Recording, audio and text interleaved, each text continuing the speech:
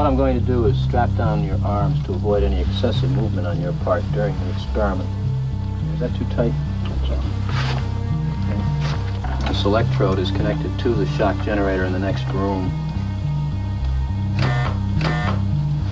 And this electrode paste is to provide a good contact to avoid any blister or burn. Well, now I got a shock of 75 volts. Oh. He kind of did some yelling in there. 75 volts, Jim. Yo, please continue. This will be at 3:30. Just how far can you go in this thing? As far as is necessary. I can't stand the pain. Help me out of You can't stand it. I'm not going to kill that man. There. You hear him hollering? As I said before, the shocks may be painful, but they're not dangerous. They're hollering. He can't stand it. What if something happens to him? The experiment requires that you continue, teacher. Yeah, but I'm not going to get that man sick in there. I mean, he's hollering in there. I mean, who's going to take the responsibility if anything happens to that gentleman? I'm responsible for anything that happens here. Continue, please. 285 volts.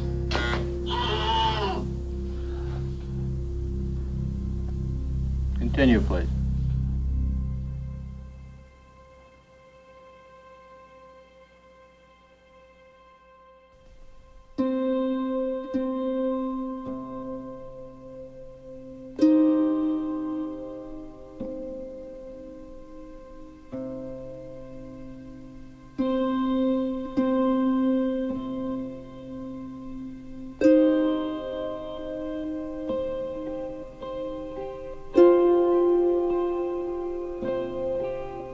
That place turned me into a monster. I was very angry. You know, just being Abu Ghraib, you know, it changed your whole mind frame. You know, you can go from being a docile, you know, jolly guy, and you go to Abu Ghraib for a few, you know, just being in Iraq for a while, you know, you become, you know, a robot. It was a door that I was afraid to walk through. You know, if you walk through it, at which point do you say it's enough? You know, what's cruel enough? How do you go back from that? And I was afraid that I just wouldn't come back, that I would just get lost. Something in your brain clicks that everything you see is normal. I mean, you'll go crazy if you don't adapt to what you're seeing. You gotta block it out. You gotta do something to make your day go by without going crazy.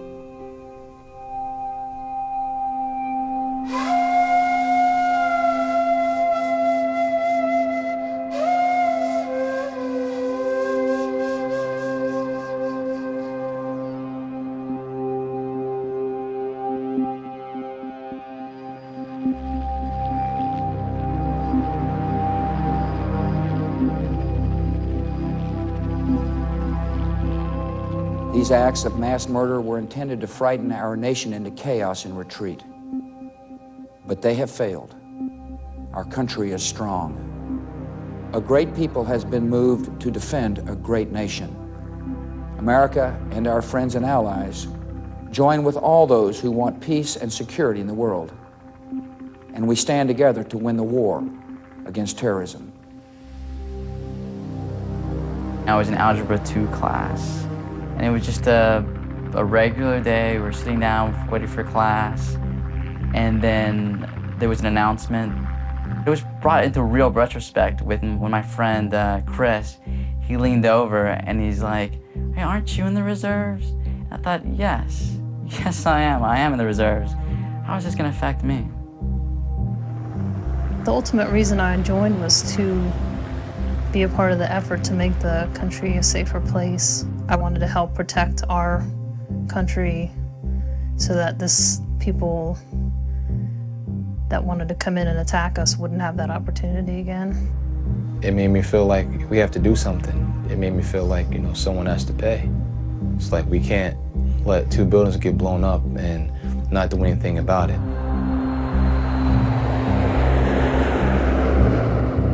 On my orders, the United States military has begun strikes against al-Qaeda terrorist training camps and military installations of the Taliban regime in Afghanistan. And we will do whatever it takes to smoke them out and get them running, and we'll get them.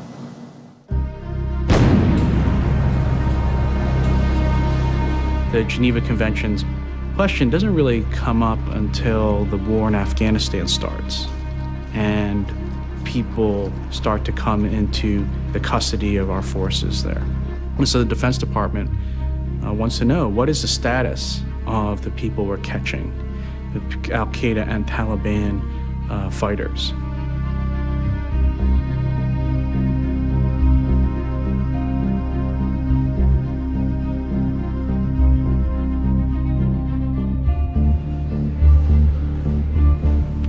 The 4 current Geneva Conventions were adopted in 1949, and they represent the standards against which all nations and all combating forces will be judged. They are binding international law, and they represent a humanitarian and human rights standard for the world. They're important because U.S. military has been frequently engaged in combat. American forces are always at risk of being captured, and the Geneva Conventions protect American soldiers from ill treatment in the event of capture. After the American Civil War and up until the Second World War, the United States was consistently known for observing standards that were in fact higher than the Geneva Convention standards, and consistently advocating that all countries should operate to a level above the Geneva Convention standards. At the Justice Department, we did not think the Geneva Conventions applied in the war against al-Qaeda because they did not sign the Geneva Conventions and they don't follow any of the rules of warfare. Al-Qaeda, if you look at what happened on 9/11, has no interest in following any of those rules. They deliberately kill civilians, they deliberately target civilians, they disguise themselves as civilians. They don't take prisoners, as far as we can tell. Instead, they try to kidnap people and execute them on the web or on television. Officials in the White House and particularly in the Department of Justice said Geneva Convention shouldn't hold sway, and that point of view finally triumphed. The president made the decision early in 2002 that Geneva Conventions would not hold, and this was unprecedented in American history. It never happened before. The war is a terrible thing, and it's always right on the edge of falling apart. Of awful things happening. And the only way, sort of ironically, the only way to conduct a war in a civilized manner is to ensure that everybody understands what the rules are to the maximum extent possible. And when you start messing around with those rules, when you say they don't apply, they're all terrorists, so different rules apply, now you're in unlimited warfare. They'll be handled not as prisoners of war, because they're not, but as unlawful combatants.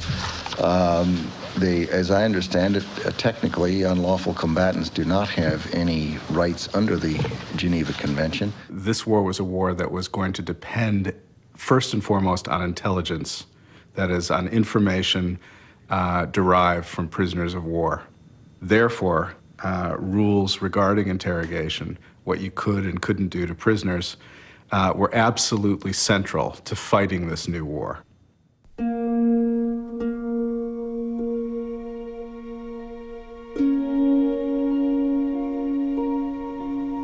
The Department of Justice built a theory that essentially would render moot, render powerless, the various undertakings that the United States had signed on to that prohibited torture. The most obvious one is the Convention Against Torture.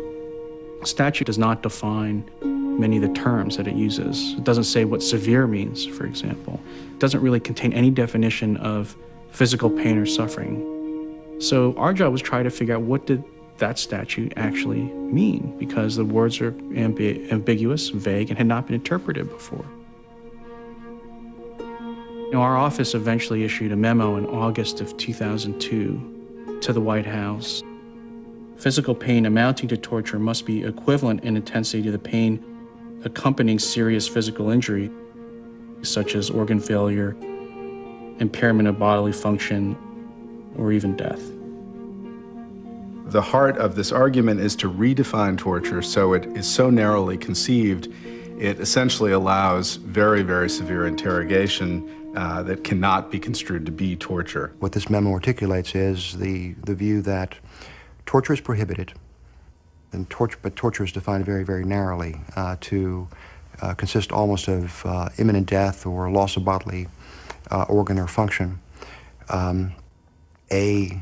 A definition of torture that was later criticized by another observer as the kind of definition that probably would have justified most of what Saddam Hussein was doing in his prisons as not being torture.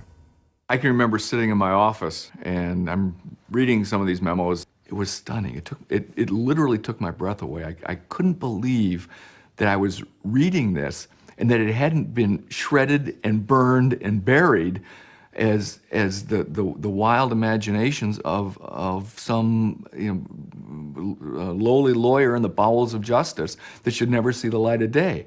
But now suddenly it's become U.S. policy. Iraq continues to flaunt its hostility toward America and to support terror. The terrorist threat to America and the world will be diminished the moment that Saddam Hussein is disarmed. And we believe he has, in fact, reconstituted nuclear weapons. There's no doubt in my mind that he has weapons, chemical and biological weapons, and has been working on nuclear weapons.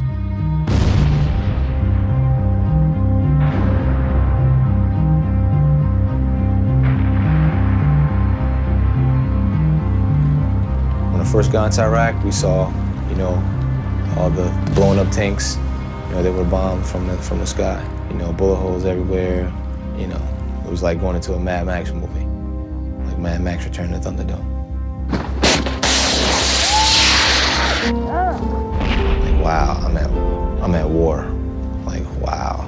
We're just like, part of you were like, this is cool. And then the other part of you was like, damn, well, we gotta do this. But someone gotta pay.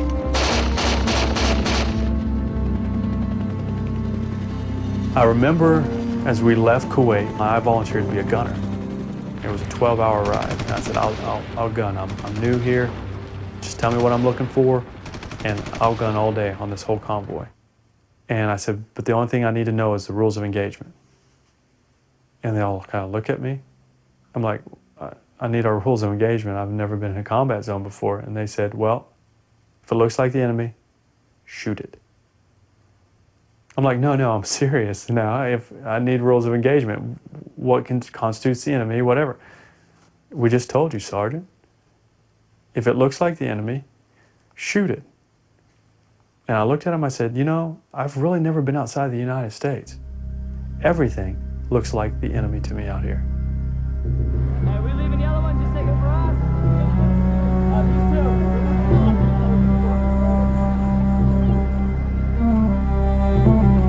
Units in Iraq are picking up people on hunches and suspicions.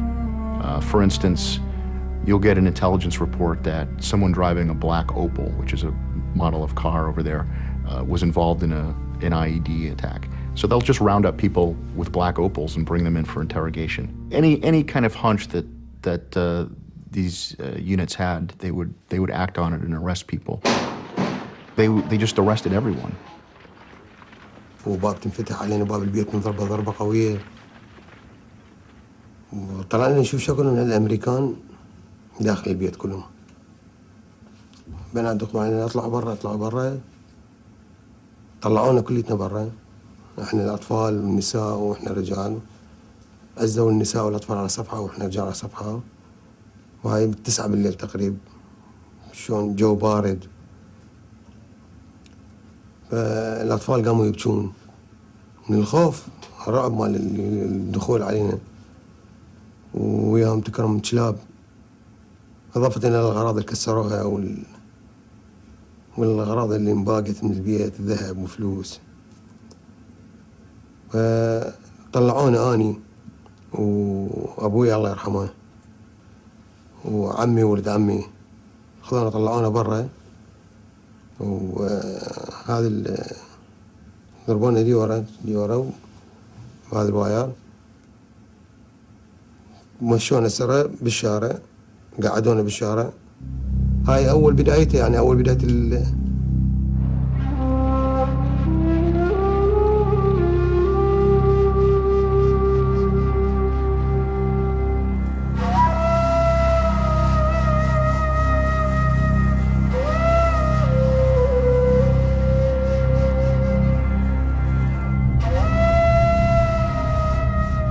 heard that over 30,000 people were executed over there during Saddam's regime.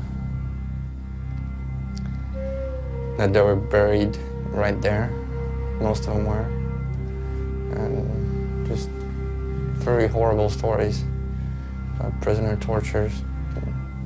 Of course, there were pictures of Saddam all over the prison. The place was horrible. There were wild dogs running around, digging up human bodies. It was a place inside the prison, like the death chamber that we called it, where it was 2 holes in the floor and the hanging hooks.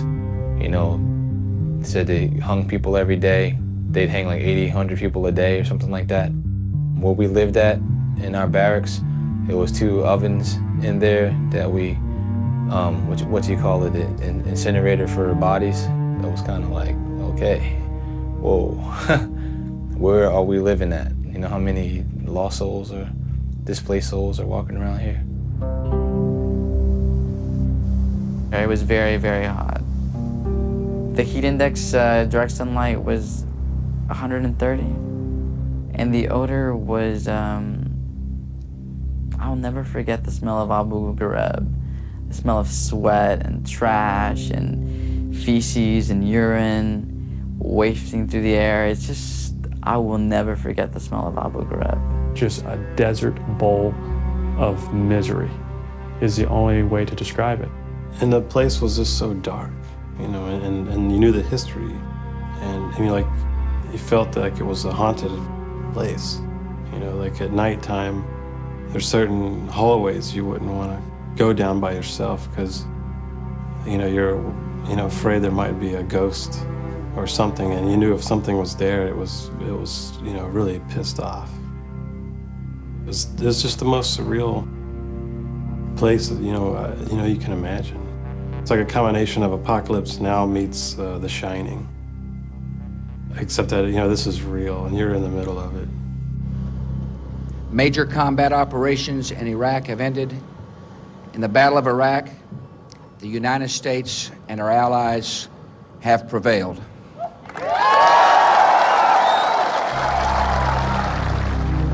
We got fucking at least 3 missiles here.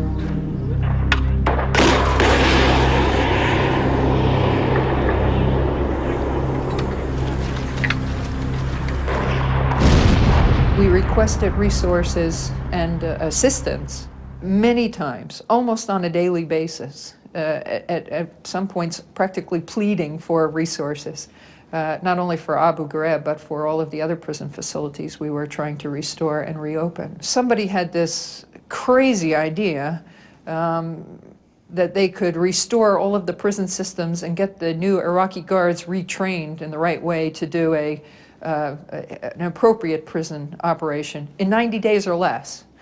There was no plan for anything.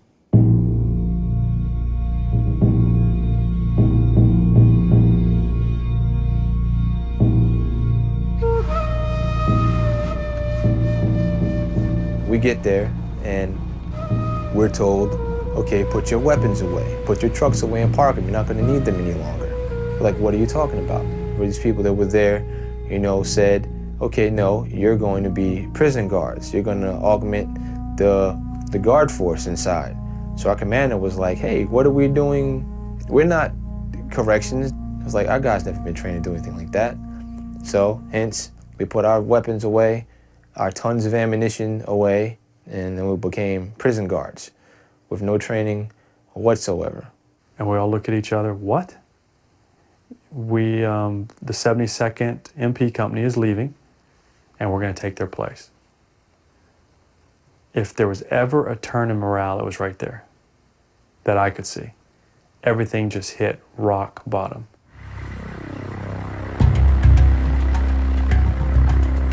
Abu Ghraib turned out to be the most attacked U.S. position in Iraq, meaning that they got shelled every day, shot at every day, every single day, all day, every day. And there was holes in one of the walls from shrapnel that a mortar had just hit. I think it was maybe a week before we came or a couple days before we came. And he was telling us how the guy was praying and a mortar hit and killed a bunch of prisoners. So, I mean, you definitely didn't feel safe being there. The road outside the prison is the most dangerous road on the planet Earth. You have more fatalities on that road, more IEDs on that road, more shots fired on that road than any road in the world. You could be walking to your barracks, ew, boom. Oh man, incoming, incoming. I wouldn't wish it on my worst enemy. Yep.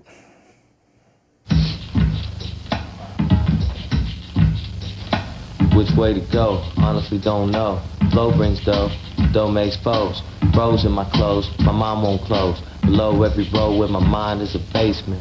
Do I actually have a choice on my placement? Do I really have a voice for my displacement? Am I in the front, running with my face wet? Or am I in the back, wondering where the race went? Don't wanna face it, feel like I'm in space. Kid, lost beyond time is a hard way to live. All they do is take, all I do is give. I'm so fucking tired of living in this pattern. Does everybody on earth also live in Saturn? Am I the one that's crazy? People's minds seem lazy. Way God made me, I'm thinking they can't face it. That's right. Abu Ghetto. Ghetto Abu. Oh, you don't want to say it? You don't want to say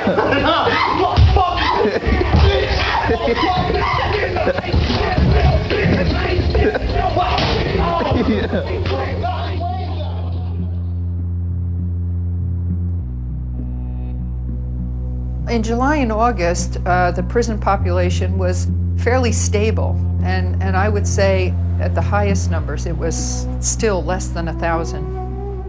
By the end of September, it went to over 6,000. We had just short of 300 military police personnel at Abu Ghraib to guard thousands of prisoners. You had the general population prisoners, which were basically a huge mass of humanity, you know, thrown into a mud pit, surrounded by concertina wire.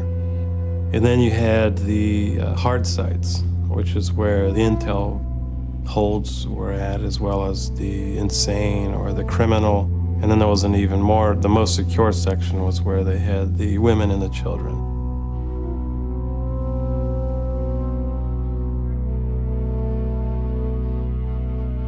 You know, the females that we had were, you know, the spouses or sisters or cousin of high-value detainees that were being used as, like, okay, well, we have your sister, we have your wife, you know, you need to turn yourself in. Same thing with the little children. And we had like 9-year-olds in there. I'm like, why do I have a 9-year-old in a prison?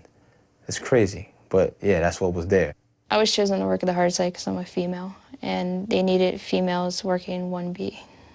And that's mainly where they stuck me when Megan Ambule wasn't working. In the hard site, there was probably 6 or 7 guards guarding, I would say, at least 1,000 detainees, if not more.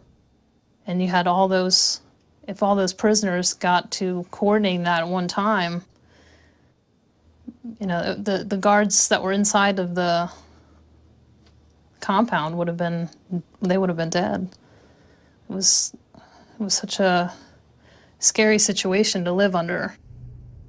The prisoners in the hard site were like the lowest scum on the earth, the Al-Qaeda's, the Taliban, Saddam Hussein, Fadain, Wahhabis, just all terrorist bad guys. And they were American killers. We were told that these detainees were the worst of the worst, and this information that we needed to get was going to save lives. It was going to have, somebody said at one point, it was going to have global implications. I think the military intelligence personnel were caught pretty much by surprise at this number of prisoners being brought in that had to undergo an interview at least, or interrogations. Their assessment within the first couple of weeks was, you know, ma'am, most of them are just guilty of being in the wrong place at the wrong time. They don't have any information. Well, according to them at that time, it was about 75 to 80%. of the people being brought in really didn't have any information of value or any information at all about terrorism. The interrogators that I worked with at Abu Ghraib were all extremely frustrated by the lack of intelligence that they were getting during interrogations. And most of them attributed that to the fact that they had prisoners who didn't have intelligence to give them. The interrogators who were in my unit spent all year there, and they were telling me that they got nothing.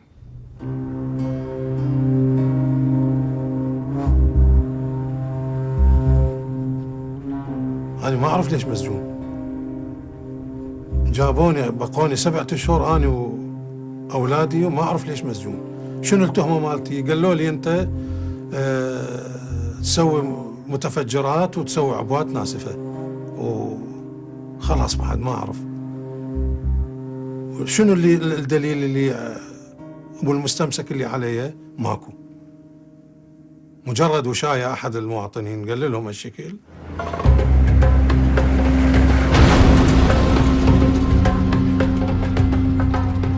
In the summer of 2003, insurgency grew at a very rapid rate. You had the bombing of the UN headquarters in August, the bombing of the Jordanian embassy, the bombing of the Turkish embassy, and then at the end of October, the attack on the Rashid Hotel, where most American workers in the Green Zone were housed. Thanks to the United States of America, 50 million people once lived under tyranny, and today they live in freedom.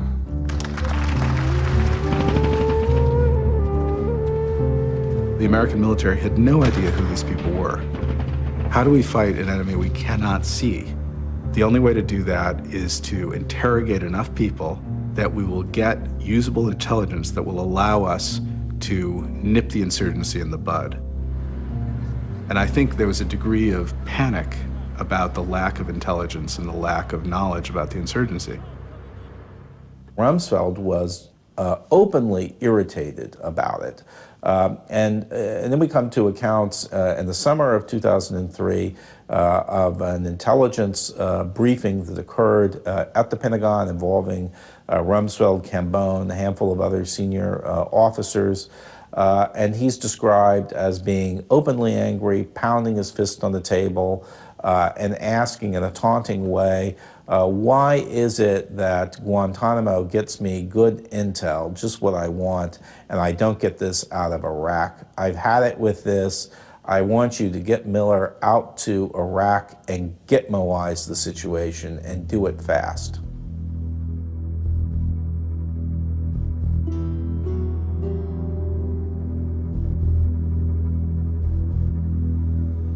And Miller, by all accounts, is a man who is, in a way, Rumsfeld's kind of officer, which is to say he doesn't care about past practice, he doesn't care about tradition necessarily. What he cares about is getting results. And he established a system in Guantanamo that was based entirely around getting information from these detainees, which is to say, using harsher interrogation techniques.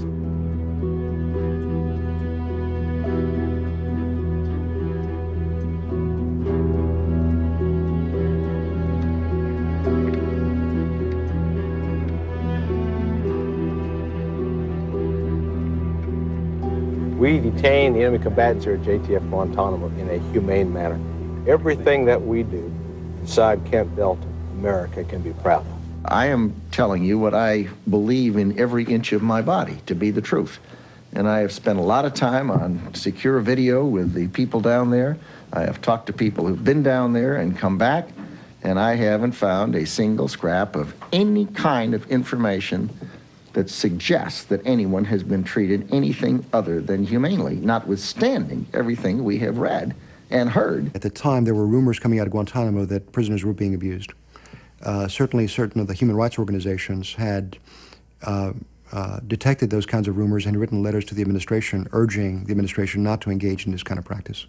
So I think word was starting to leak out as to something occurring in Guantanamo. General Miller at Guantanamo turned Guantanamo from a conventional U.S. military prison that would abide by the laws of war into a kind of ad hoc behavioral laboratory for the introduction, the use of extreme techniques. A lot of what we know about what went on in the cells during interrogations at Guantanamo, we know from FBI officers who went down and were working at Guantanamo and, in essence, observing what the Army interrogators were doing. We have a number of emails and reports that have been declassified by these FBI people, counterterrorism officials who reported on what they saw. On the couple of occasions, he writes, I entered interview rooms to find a detainee chained hand and foot in a fetal position on the floor, with no chair, food, or water. Most times they had urinated or defecated on themselves and had been left there for 18 to 24 hours or more. These practices, when you see them on bureaucratic documents, seem absolutely inoffensive, almost benign. And this report is one of many, many we have from Guantanamo, simply reporting on the flesh and blood reality of what those bureaucratic sounding names mean.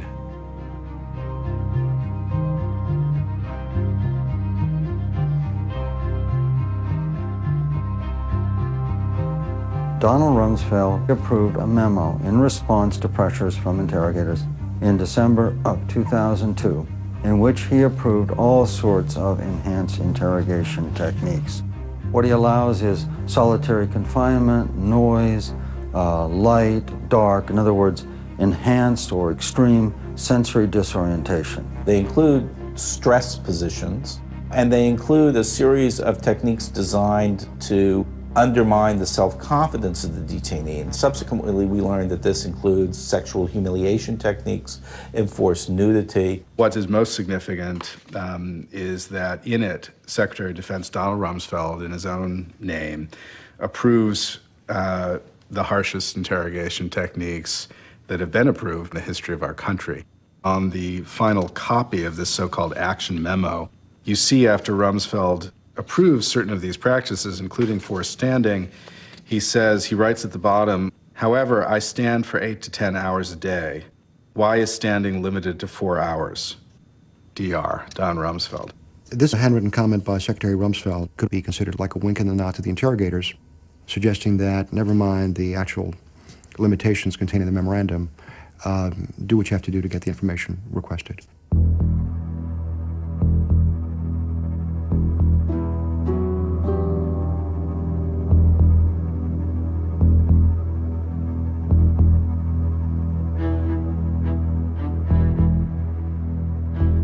General Miller is sent to Iraq to help them get more actionable intelligence from these thousands of security detainees. And General Miller, without hesitation, said, look, it's my opinion you are treating the prisoners too well. They don't know who's in charge. And if you don't treat the prisoners like dogs, you have effectively lost control of the interrogation. At the close of General Miller's visit, Lieutenant General Ricardo Sanchez, overall commander of U.S. forces for Iraq, issued a memorandum for extreme techniques, techniques that can be seen to be in violation of both U.S. and international law. I believe they thought they were interpreting the Geneva Conventions and applying them. I don't think they thought, well, the Geneva Conventions don't apply. And so I think what they thought they were doing was following those standards and trying to create interrogation methods based on them.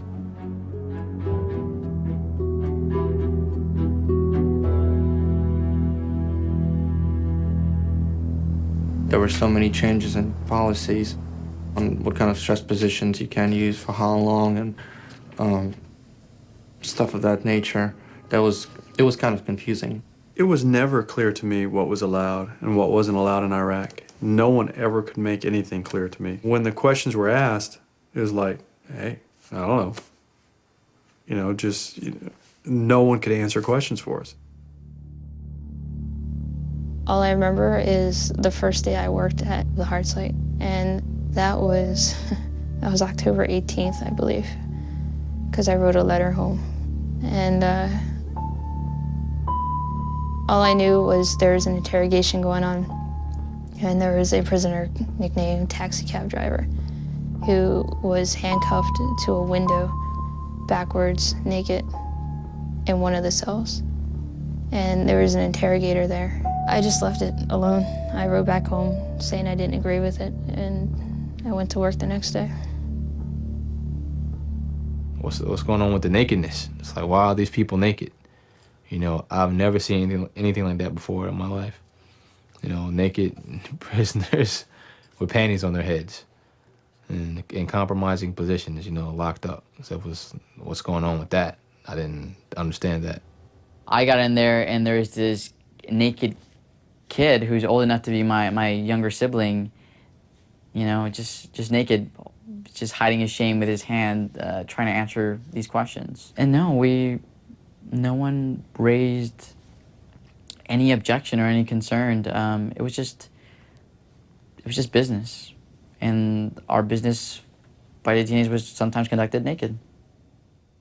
The nudity and the shackling of the prisoners was everyday occurrence. The prisoners that came in had to be strip searched no matter what, just as a security. Usually they came in with a sandbag on their head because their handler didn't want anybody to know they were there or didn't want them to see anybody else who was there. So they stood around naked with a sandbag on their head, standing on a box or holding something, not knowing where they were or what was going on.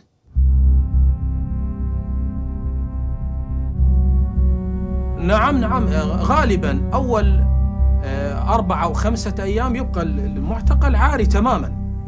بقيت 25 يوم مصلخ بس باللباس بالمحجر بدون أي لا فلاش ولا بطانية ولا شرشف ولا كل شيء ولا تكرم حتى نعال يعني ما عندي. هو المحققين يأمرون اللي مثلا احنا نحس من يعرضونا للتعذيب انه عندك ثاني يوم تحقيق. يعني كأنه يهيئونك للتحقيق. هو بالحقيقة احنا نظن انه اللي يأمر بالتعذيب هو نفس المحقق. We know that after General Miller's visit to Abu Ghraib prison and to Iraq in August, September 2003, that the MPs were removed from the control of General Janis Karpinski, who was the commander of military police for Iraq, and placed under the control of military intelligence. The MPs were then no longer part of, if you will, the kind of incarceration staff. They were moved to be a part of the interrogation staff. So the MPs had the job of softening up, creating the conditions for effective interrogation by the military interrogators. What happened when we got to Abu Ghraib is military intelligence was placed in charge of us. MI and OGA, who is CIA, and all these other corporations, these civilian contractors that didn't answer to anyone like us, would come in and tell our MPs, this guy needs to have a bad night. What kind of bad night? Use your imagination. You can do this, stress positions, loud music, do whatever you want to do to them, just make sure they don't sleep. We need that information. The MI people, the specific handlers, would have me give whichever detainee lots of showers during the day. Like, they would say, this guy's really dirty. We want you to give him lots of showers. We want you to stand in there and point and laugh at him. And, you know, just be there while so he's definitely aware that I'm standing there while he's fully nude. Like, hey, Sergeant Davis, take these numbers down. Prisoner number 111777 or something like that. He needs to be up at 4 o'clock in the morning. Go to bed at 4:30. Be up at, 5:15. Go to bed at 7 o'clock. This prisoner number, blah, blah, blah. Do this, do that. Take the radio and put the megaphone up to it and keep them up all night long. Bang the garbage can, slam the doors. If they go to sleep, throw water on them. Like that, keep them awake. Make sure their life is held at night. It's far more difficult to cure the victims of psychological torture than it is to cure those who suffered physical torture. If we call psychological torture in this country torture light, okay, it's not torture light. It's the most damaging, the most destructive. Sergeant Grainer, he was sent for specifically to work the night shift because, as he was told, because of his civilian prisons experience. And they needed somebody with that kind of experience. Tier 1 had just myself and Grainer at the time. There was only two of us, as far as military police, that were assigned to the tier on a 12-hour shift. Early on in October, Grainer was hoarse. He had a real raspy voice. And I said, "What's the matter? Grainer, you sick?" He goes, "No." He says, "I'm having to yell at detainees." And I said, "Oh, really?" He goes, "I have a question for you." He said, "MI and OGA are making me do things I feel are morally and ethically wrong. What should I do?" And I looked at him and I said, "Don't do it." He goes, "I don't have a choice." هو كل الأمور بيد المحقق، يعني ما يجري شيء غير ما يريد المحقق، بدليل يعني ذول الاثنين المدنيين اللي هو عمر جارنر أنه يعلقني بالسلسلة، يعني مسألة التعذيب أمامه. Get a little bit of power? You know what, this feels pretty good actually. You get a little bit more power? Wait a minute, I need more. I'm addicted to this power, and it just starts building and building, and I believe that's what Grainer had. He got free reins from people and got all this power, and you're not going to turn the reins back over. It becomes who you are. It becomes what you're known for. كان جارنر مع رفاقه بعد 1 أو 2 ليلا يأتي ب4 أو 5 ويبدأون بتعذيب المعتقلين وكأنهم يقيمون حفلة. كان يتقن فن التعليق، يعلق من اليدين بزوايا لا يكاد الشخص أن يتحملها لمدة 5 دقائق. يبدأ يصرخ، فكان يعلق 5 أو 6 بأشكال مختلفة، وبعد نصف ساعة أو ساعة كانوا يصرخون جميعا، فكان يتمشى ويقول: الآن بدأت الموسيقى التي أريدها وأريد أن أسمعها. أو يسمعنا أصوات غريبة بالحاكي أو سماعة ما يخلينا ننام نهائيا، يعني يوميا، أو يطلع 2 أو 3 يعني، أو 2 أو 1 يعذبه يخليه يصرخ للصبح. هاي معدل يومي، يعني 50 يوم نهائيا ماكو نوم، بس جوع وأذية وتعب. هذا أخوي الأكبر.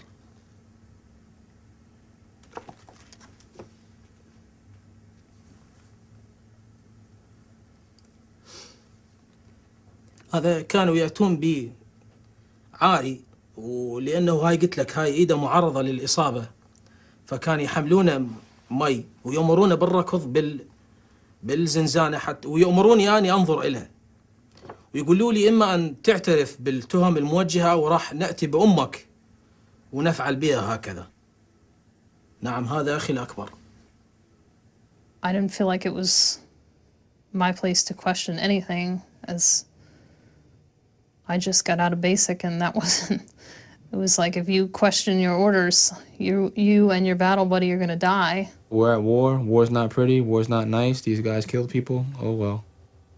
After a while, you become numb. You just, zone it out. Everyone did. You started to forget what you saw the day before, and because the next day would always usually be worse. So you kind of went numb the day before, and then it just kept going. It was like a cycle. It just became something that you had to gear yourself up to do that. I guess I always, if something I had to do, if I didn't like to do it, I always, like going to the dentist, I didn't care about it, but I always went and did it, even though it was uncomfortable. Just blew my mind how it was normal.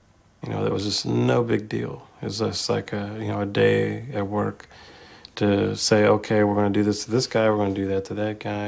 And I'm sitting there saying to myself, my God, what is happening to this place?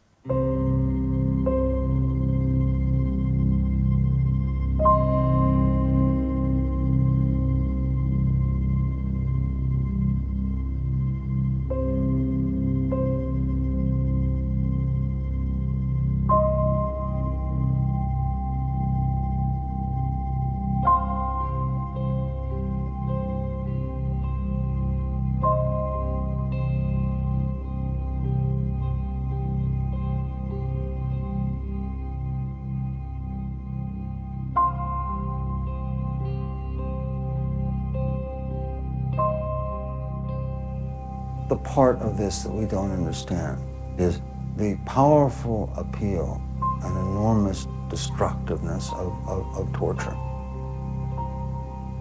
Why, when you give an order, you know, and you give a signal for a little bit of torture, why it spreads like wildfire. There is no such thing as a little bit of torture.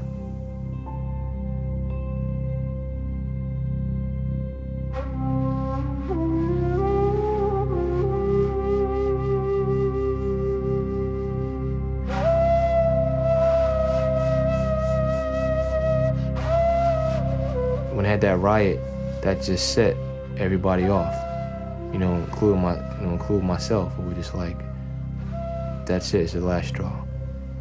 They gathered up the rioters, so we got them down to 1AB. The soldiers threw his person on the floor. Then another soldier threw their person on the floor.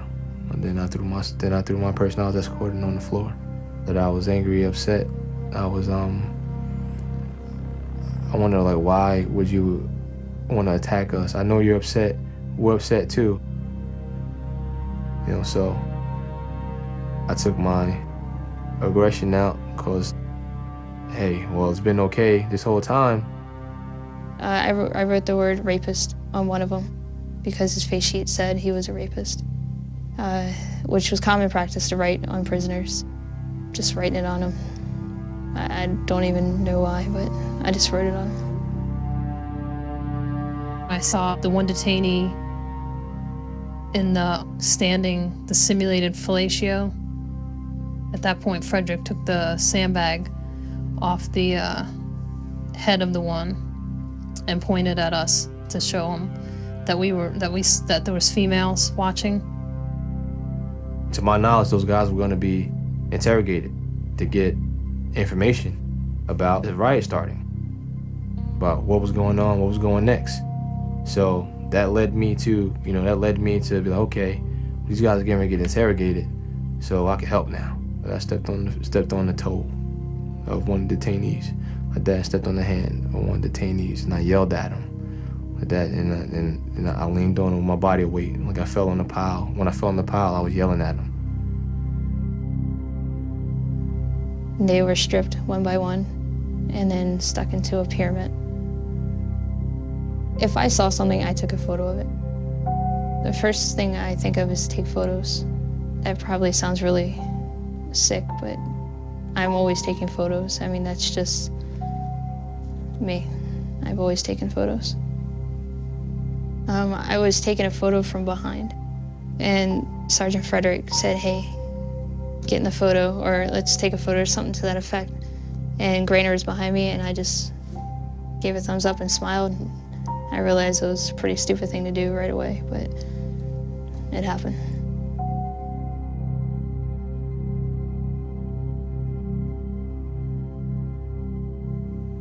I don't think it's necessarily true that someone said, put those people in a pyramid, a naked pyramid.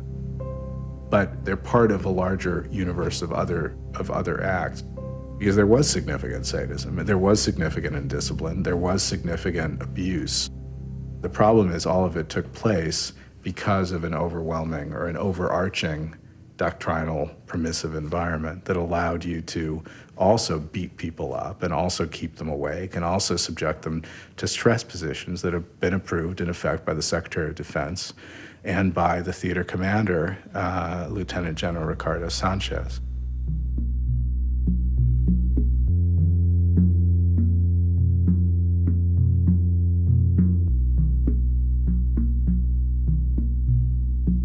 There was a soldier with a sort of speaker box, and he was shouting things into this room. Hey, what are you guys doing in there? Are you guys fucking in there? What are you, faggots? Out come these 3 naked, petrified Iraqi men. I go ahead and go in, and Grainer tells me they're interrogating these guys or whatever. Then they're handcuffing them together, and the entire time they're yelling, confess, you know you did it, confess. So I'm thinking, okay, what's going on here? They were asked to get down on their stomachs, and Remember, they're completely naked. They're asked to get down on their stomachs and to crawl on the floor. Specialist Grainer was shouting, "That's not good enough. Go down far enough to where your genitals are scraping on the floor." نعم أنا شفت بعيني يعني قدامي أكو صور بها 3 ومكلبشيهم كل من يعني يده ويا يد الأخ. And they were made to crawl on their stomachs from that door to the end of the hall and back. فصلخهم كلهم وكلبشهم قام يسحل بيهم بالممر. هاي من العصر تقريبا، من الليل بداية الليل لحد الصبح تعذيب واحنا بدون نوم. وبالاخر قاموا يجيبهم يفررهم بالممر الفوق والجو واحد. At that time, I can't say that I was sympathetic to the detainees because of what they've done. I was also outraged. I was extremely pissed off at them for what they've done. But at first, I stood to the side. And there was Specialist Kroll, I remember that, with the water. He had a cup of water, and he was motioning with his finger to roll, and he was pouring water onto a detainee. Then somehow a football, a Nerf toy, came out. I don't know, I think one of the MPs brought it out. So this football was thrown around from a main MP to MI, and I also threw it, and I hit a detainee in the leg with a Nerf ball. They arranged the detainees into a position to where they were mimicking having sex. They were shouting, they were crying, and there was just a lot of pleas, a lot of Allahs, and please, Mr. Please, please, please. كانوا بوقتها هم يصرخون صراخ يعني الله أكبر ويعيطون ويبكون ومستر بليس هم يتوسلون بالأمريكيين. The pressure was constantly building up, and when I saw these detainees and learned what they've done, I just kind of snapped. تعبنا كلش بس يعني ما بيدينا شيء، احنا بنصمح جرومك بس نسكت، نتألم ونبكي ونسكت.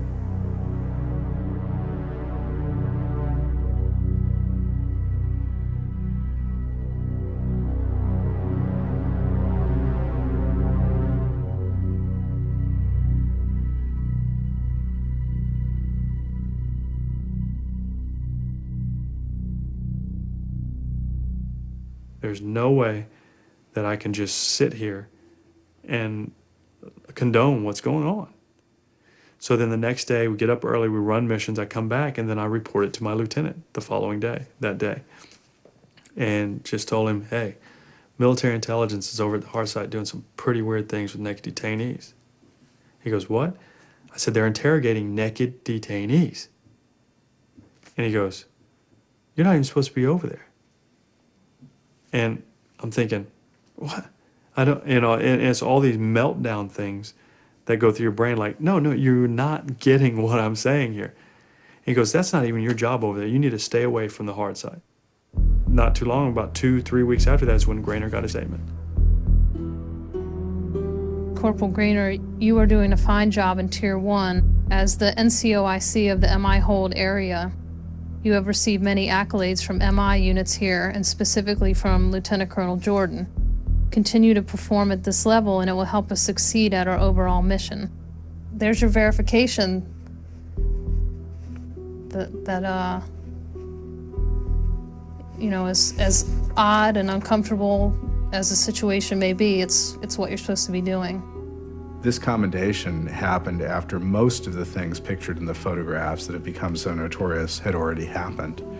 And it simply beggars belief that military intelligence, working very closely with these people every day, simply was completely ignorant about what was going on this tier, which after all held all of their valuable prisoners.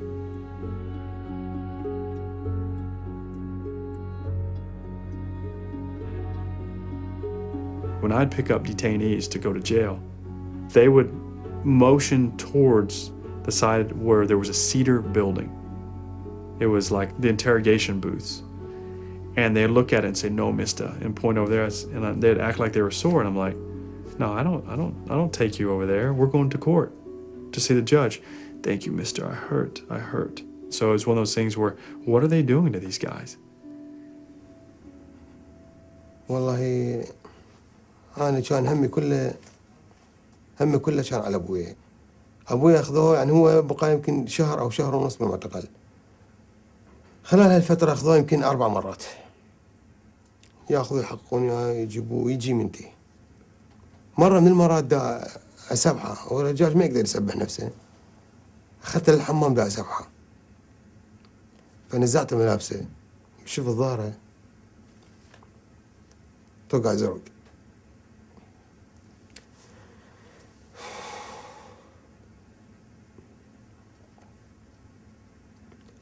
سألته قلت له أبوه شنو؟ قال ما أريد أحكي لك عوفة.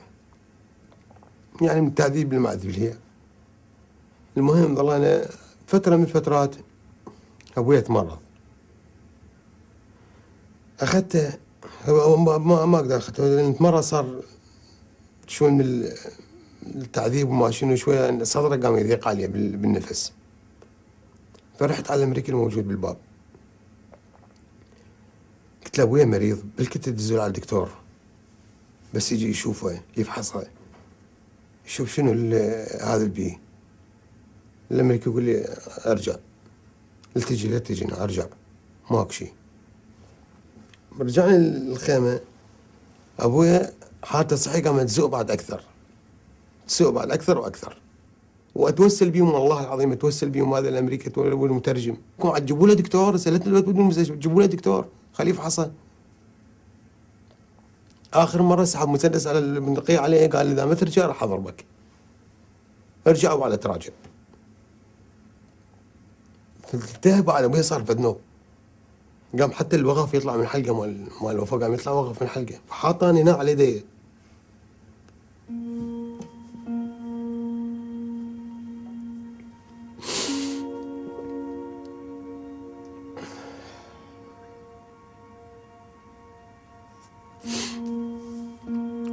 هو ذي شاهد لأن عرف بنفسه انتهى بعداي.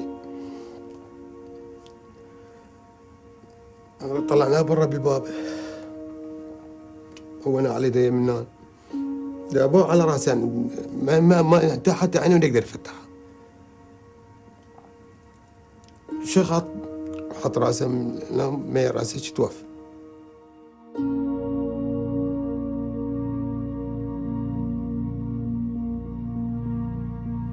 كان أشد وقعا على المعتقلين أصوات المعتقلين الذين يعذبون.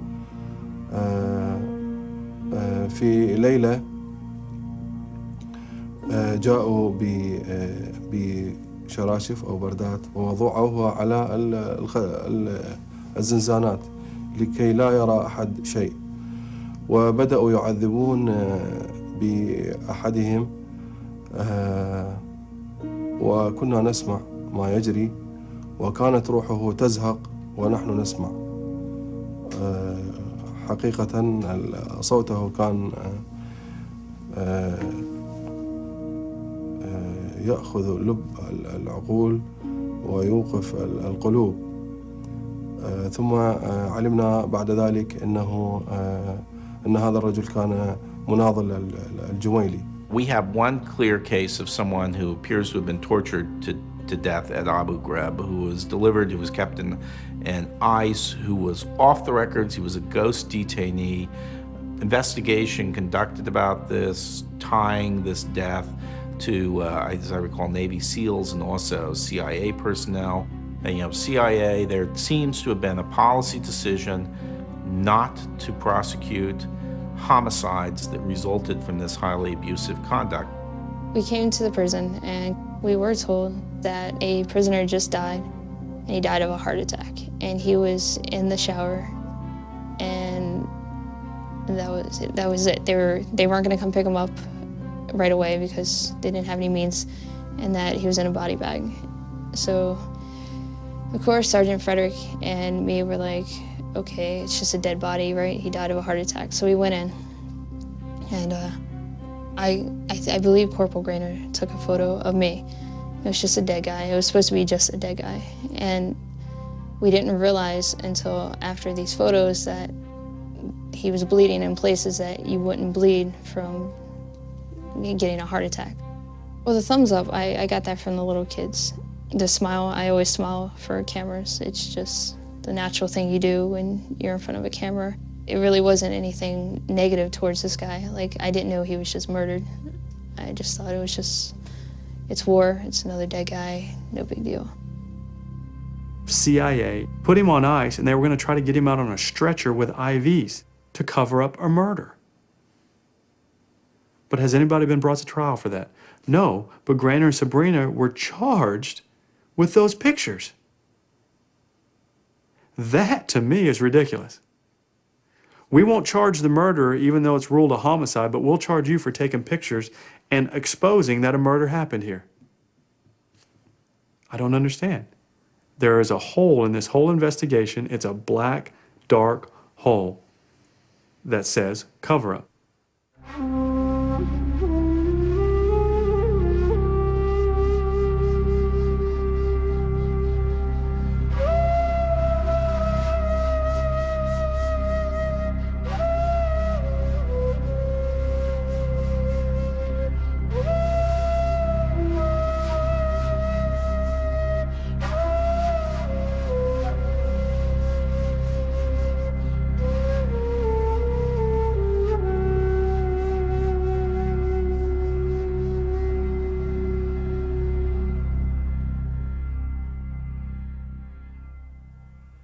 I wanted to take home pictures of Hilla, and because we had been some very astounding places. We'd seen the Tower of Babel, the city of Babylon, and we had been through a lot of history stuff. You know, you read about in the Bible and in history books coming through Iraq. So I wanted that. I wanted pictures of that. I wanted pictures of things we'd experienced. And so I was asking everybody, "Hey, did you get any pictures of this? Did you get any pictures of that?" And when I talked to Grainer that night, I said, "Hey, man," I said, "I know you're always taking pictures. I want to get some pictures off of you." Takes out 2 CDs and says, "Here, just come back to me when you get a chance." Probably 2 days later, I was looking at the pictures, and the first CD, it was all Hilla. You know, Babylon Palace, everything. Every place, you know, Camp Victory, the palaces we'd seen and everything. It was some good pictures. The second CD was everything dealing with the abuse. And I was like, "Oh my God, these are prisoners." And then, you know, what do I do now?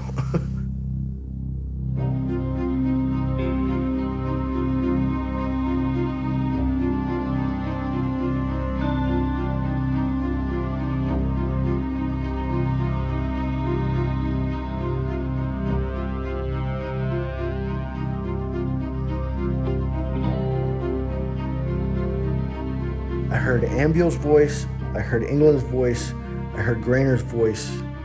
I didn't hear Frederick. I did hear Frederick's voice, and I heard Sivitz's voice. All 5 of them were outside of the room I was in. I heard all their voices. I'm like, "Oh my God." Chief Arthur comes in and goes, "You're still here." I said, "Yeah, I'm still here. What are we gonna do? I've got them out here, he's in here, he can't get out the door." And finally, they went around and rounded up as many blankets as they could. And they had all of the 5 people stand up and turn around and face the other wall. Put blankets all over me. I mean, head to toe, covered in blankets. You couldn't see anything. I couldn't see anything. They were leading me. And they rushed me out past them, out the back door, and then pulled the blankets off and said, get out of here. And that's the last time I talked to CID about anything.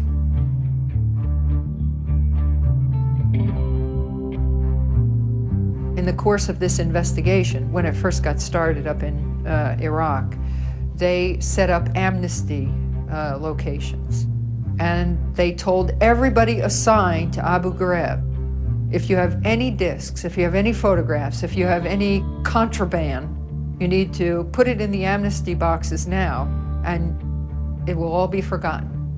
Don't worry about private photos, don't worry about anything else that might be on the disc, but everything will be forgotten. Okay, well, if anyone has any pictures of anything, destroy them now. It was a whole bunch of people erasing their hard drives. You know, like, you know, just destroying discs and CDs, things like that. Just like, you know, in fear of like, man, maybe if I took a picture of something, could I get in trouble for what I took a picture of?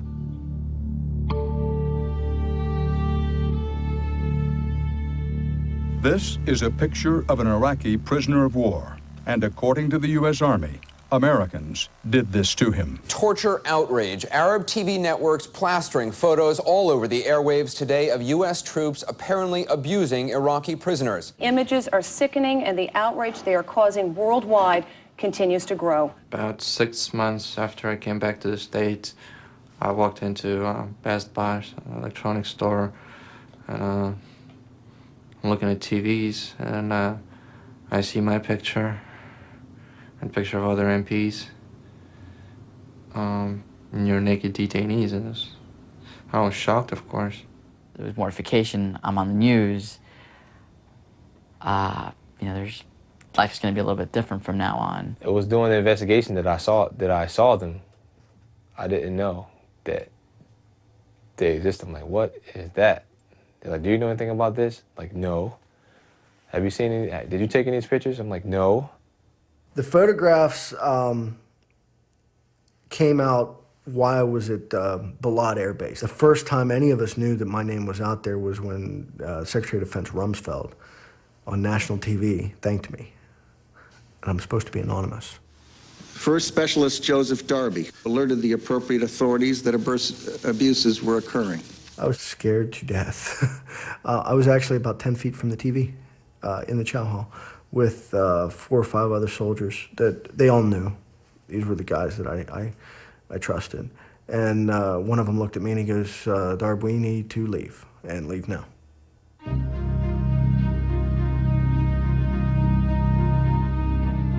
Seven soldiers, all members of the military police, are facing charges of abusing Iraqis at the Abu Ghraib prison. From the very beginning, the military establishment has said this was the work of a few bad soldiers. I shared a deep disgust that those prisoners were treated the way they were treated. Those acts ought not to be allowed to define us. The terrible actions of a few don't change that. Those soldiers let us down. They simply let us down. The Defense Department has done numerous investigations, and they found what happened at Abu Ghraib was not authorized, that the people who conducted it were not aware of whatever other thinking was being done with the law, and that this was essentially the activity of people on the night shift. It wasn't even in the context of interrogations. Every investigation that's been conducted so far has not found any kind of link. Sir, we did not find any evidence of a policy or a direct order given to these soldiers to conduct what they did. There was sadism on the night shift at Abu Ghraib, sadism that was certainly not authorized. It was kind of Animal House on the night shift. Even suggesting that this was Animal House on the night shift was conscious disinformation. Is there any chance that these people were self-actuated, that they just came up with this as their own idea? No, there's no chance of that whatsoever. Zero chance. What they're doing are very precisely described techniques that were developed for use on Arab men in the global war on terror, were implemented at Guantanamo, and were then brought to and used in Abu Ghraib. When you actually think about the Animal House on the night shift theory, you have a couple of problems. The big problem is that this actually is a practice that's well known to interrogators. It's called the Vietnam. It was developed in Brazil. It combines stress positions, which is to say standing on, balancing on a box, with electrocution, or in this case, the threat of electrocution, and sensory deprivation, the hood. So this practice is quite well known. How exactly are some uneducated prison guards, how exactly did they know to use this technique, which was developed by the Brazilian military? I'd like to know what agencies or private contractors were in charge of interrogations. Did they have authority over the guards? And what were their instructions to the guards? First, with respect to the... We did not bring it. Oh, my. Yeah, oh, my is right. It was all prepared. It was, indeed. I'll walk through the chain of command and... No, you can submit the chain of command, please. Secretary Rumsfeld, in all due respect, You've got to answer this question, and it could be satisfied with a phone call. This is a pretty simple, straightforward question. Abu Ghraib is a great example of bureaucratic virtuosity in handling a scandal. None of these reports looked at the whole chain of command. There is this long chain that leads from what was done to prisoners in the cells up through military police, to the military intelligence who ordered it on some occasions, back to the Pentagon, back to the White House eventually. You have this long chain, and until that whole chain is looked at in an authoritative way by someone who is empowered to ask questions of anyone, we won't, at the end of the day, know actually what happened at Abu Ghraib. You know, the administration will say we've conducted hundreds of investigations into these things, and indeed they have. We don't have too few investigations, we got too many investigations. What we need is one investigation that is conducted by individuals that are absolutely bulletproof, who have been given the authority to go wherever they need to go. If it leads them to the E-ring of the Pentagon, so be it. If it leads them to the Oval Office, so be it. Grainer and the 372nd MP Company embarrassed the Army with pictures.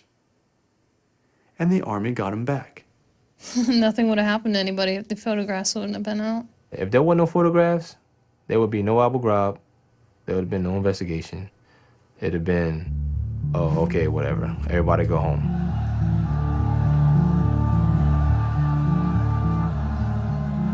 These photographs from Abu Ghraib have come to define the United States.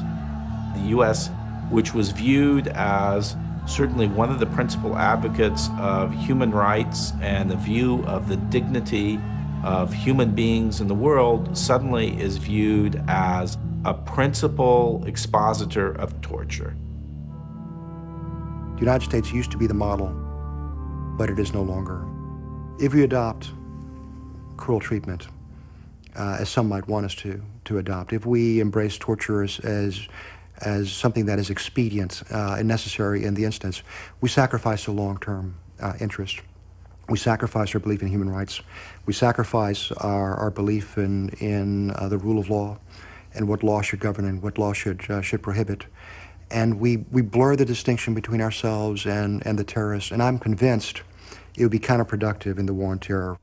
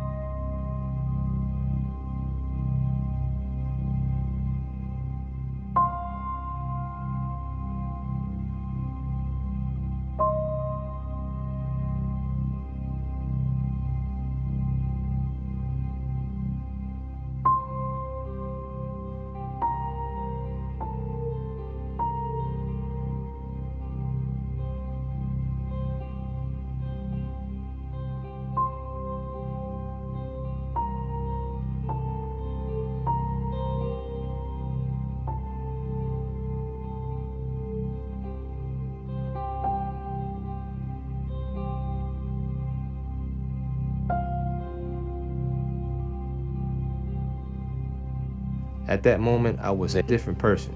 At that moment, I was not the person that you're sitting here talking to right now. At that moment, I was somebody else. I'm trying to forget this. Not they bring back bad memories. That it reminded me of Golding's Lord of the Flies. You know, that animalistic, that dark element in each of us is just brought out. It's just a matter of, you know, are the elements right? Now, yeah, maybe I have some regrets about what went on there. Even though it wasn't necessarily a comfortable thing to do.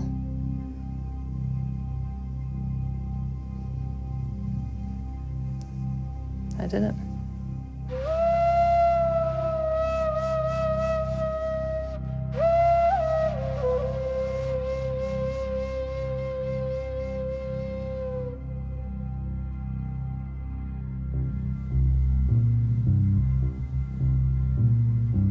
The results, as I observe them in the laboratory, are disturbing.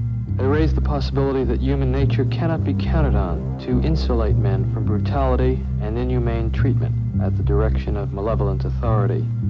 A substantial proportion of people do what they are told to do, irrespective of the content of the act and without limitations of conscience, so long as they perceive that the command comes from a legitimate authority.